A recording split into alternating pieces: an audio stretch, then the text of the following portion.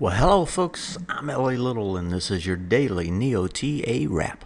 Where we take a look at these markets, we do it from a neoclassical perspective each time, asking ourselves just one question, and that is, what happened today? What does it tell us about the coming days? We do this show 4 times a week, every Monday through Thursday. It's broadcast at or before 10 o'clock Eastern Time, archived on YouTube and under the channel L.A. Little. Subscribe. If you subscribe, you'll get notification each time content is pushed, which is the best way to stay up with what's going on at TA Today and in these markets. As far as what happened today, last night we were talking about it looked like it was going to try to push higher. Well, not only did it push higher in a huge way. We had some significant gains across the board. If you look at these numbers, just percent change here, 2.5, 3.5, 2, 1, 2, 2, all the way down the board, pretty much across the board. It didn't matter what it was, they bought it. That's pretty much the way it wrapped up today, and big gains at that. So at this point, you have a market that's done everything you want it to do, except it's going too fast. And so if we look at this market, you've got some good things happening here. So let's point those out first, and then let's talk about what it's facing now. So the first thing, if you come in here, is you had a bearish retest regen on a bunch of these indexes and in the stocks and the sectors. What does it do? It gets over that area, right? Pushes over it today. That's like 5 days in a row on the way up here. That bearish retest regen folds. And so what does that say? It says, hey, that says that instead of down, more than likely we're going to get some sort of an up, a sideways. Doesn't mean up yet, right? You got to get over some swing point highs here and do a little bit more work and get over these breakdown bars and so forth. But it's a start, and it's a start on the way up, and that all looks good. If we go to the problem side of it, right, the bad side of it, the bad side is that you've simply gone too far too fast. We're talking a fairly decent percentage, right? 120, 130 points off the lows. So you've picked up 6-7% in a matter of 4 days. You also are coming into what should be a difficult spot. And you need to look at the weekly to see that. You're coming into what should be a difficult spot here on the weekly. And that is the top of the big bar down. And that is right here. And so you can see you're coming right into it, right? This bar's top, this big bar here, coming into the top of it. That price point, if we get an exact number here, is 1993.5. Tonight we close at 1987. So you're 6 points away from that big area of resistance, and that's going to be the key area, right, on this initial move. And so I suspect that's going to stymie this move on the way up and make it a lot more difficult to keep going. But let's keep talking about the good news first. If we go over the NASDAQ, right, NASDAQ also gets over the bearish retest regen zone. And so if we look at that one, let's grab it. Here we go. So if we look at that one, we can see the same sort of thing here. Here's your swing point low. There's the high.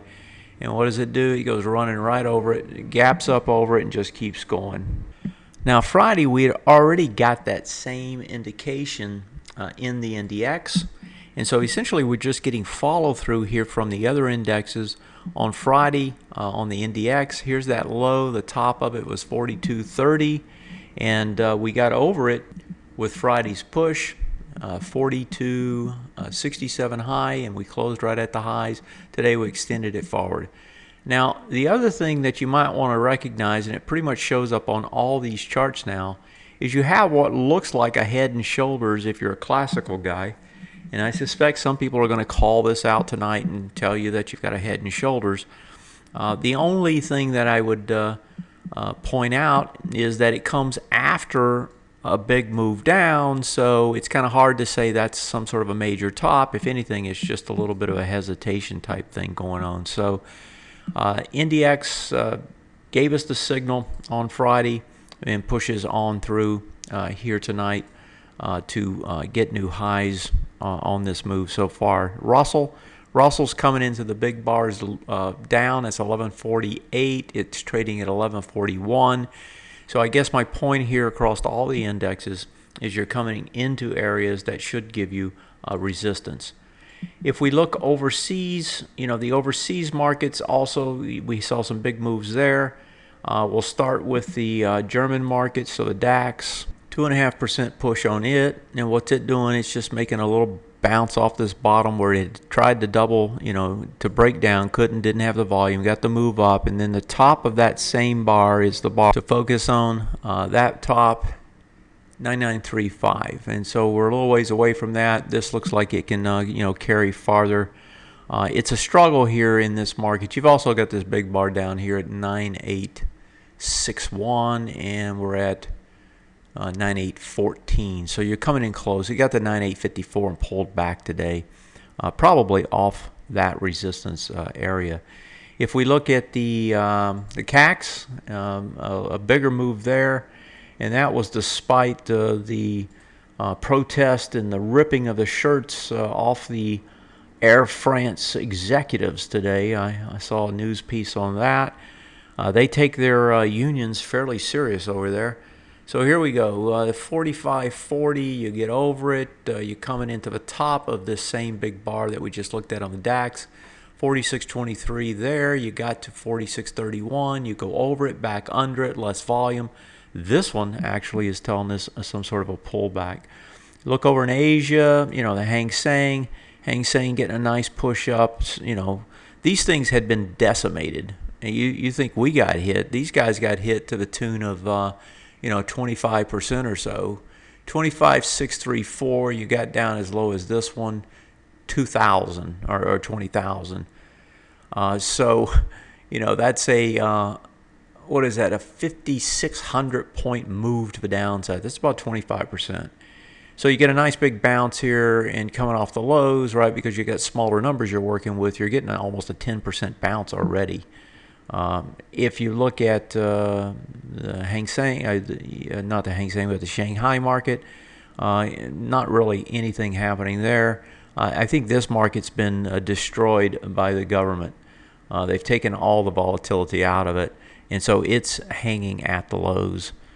And then we finally look at the Nikkei. Nikkei got a good bounce too. Now, one thing that was interesting today, amidst all the stuff that was taking place in the markets and the big moves, is that the currency markets were really non-supportive, shall we say, of what was happening in the U.S., and it should have supported like the euro supporting the European markets because it was coming down, but that made the dollar stronger. If I pull up the dollar here, the dollar's up, testing into those highs. Got a little ways to go, but looks like it got over yesterday or Friday's bar, and it looks like it's going to try to make the run up here and test into the highs.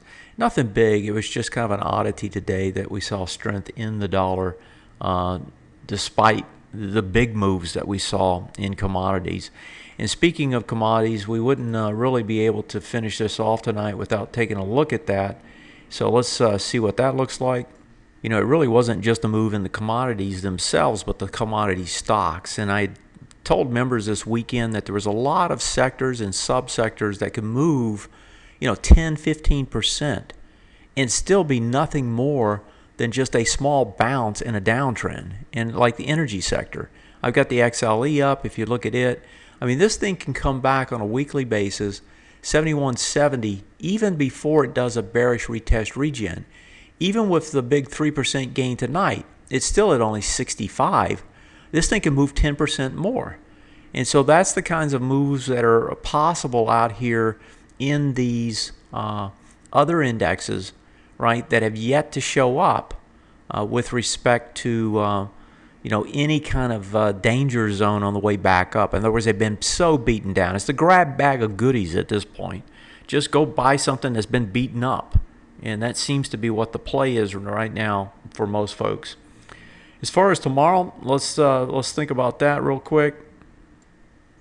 With the market that has gone up so fast so far, and we're not talking an extreme move, but on the index, it's a fairly large move in a very short period of time. That type of move is going to get some sort of a retrace. my thesis last night, and to members and here on the show last night, I believe as well, was that we should see some sort of a retrace, and I would think this would be the good first area right in here, a retrace back down to set up an attempt to go higher and get over that swing point high and break that bearishness that we've seen. So we could move a little bit higher, but we're almost at where we're going to probably see the pullback, and I wouldn't be surprised to see it now that I looked at the French market. I wouldn't be surprised to see it start taking place tomorrow and get that little retrace going. Given the move, given October, given earnings coming up, I expect they will buy it and try to drive this thing higher. Everything's going to depend on earnings this time around, and it usually does. I mean, it's not the only time. And that move off of earnings is going to tell the tape in this fourth quarter, at least the early part of it. That's it for tonight. Have a good one. I'll see you tomorrow night. Well, we'll do it all again, and we'll see if we get that pullback. Have a great one. Take care.